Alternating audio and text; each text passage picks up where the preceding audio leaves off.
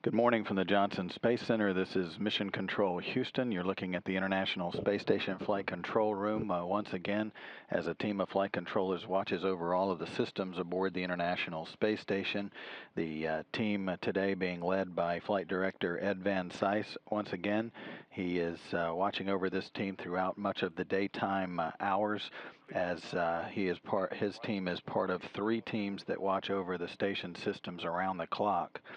He's joined by Jay Marshke, who is handling a communications link, communications efforts between this team and the crew on board the International Space Station as well. That's one of the reasons why it's good to have you guys look at all. That crew on board the station is made up of 3 crew members. One of those, U.S. astronaut Don Pettit. He's serving as flight engineer number 6 as part of the Expedition 31 crew. He's currently working on an experiment that will take a good bit of the rest of his day. Efforts on that experiment ongoing real-time, the burning and suppression of solids experiment known as BASS. He's working directly with the principal investigator, Paul Ferkel, who is telerobotically taking part with him, looking over his shoulders as we are, as he operates this experiment.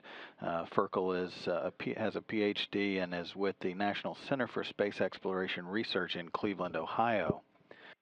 Along with Pettit, his other 2 crew members, Commander OLEG Kononenko is operating in the Russian segment of the station. He's also spending some time doing some housekeeping chores in the U.S. segment, cleaning some filters as they periodically have to be checked to make sure that nothing is blocking the airflow or the flow to any of the other systems on board the station as well. Also on board is ANDRÉ KUIPERS from the Netherlands. He is serving as flight engineer number 5 of the International Space Station. He is continuing with his efforts on what's known as the Energy Experiment, sponsored by the European Space Agency.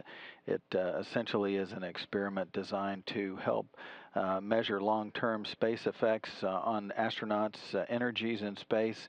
So he's taking different types of measurements associated with that experiment as an ongoing effort, and Pettit also is taking part in that experiment as well. Those 3 crew members have been on board the station now for 140 days. They've been in space for 142 days since their launch on their Soyuz spacecraft back in December of 2011. They will be joined in the next week or so by 3 new crew members that are preparing for launch to the International Space Station. They're at the Baikonur Cosmodrome in Kazakhstan. In the center, Gennady Padalka, who serves as the Soyuz commander, but he's also going to be the Expedition 32 commander. He's joined on the left by Sergei Revin, cosmonaut colleague, and on the right by U.S. astronaut Joe Acaba. Their Soyuz spacecraft will be integrated with its rocket on Saturday and rolled to the launch pad on Sunday ahead of its launch to the International Space Station, scheduled for 10:01 p.m. Central, 11:01 at night Eastern Time on Monday. Following a 2-day rendezvous, they expect to dock with the International Space Station on Wednesday, with that docking scheduled for May 16th, just before midnight Central Time and just after midnight Eastern Time on May 17th.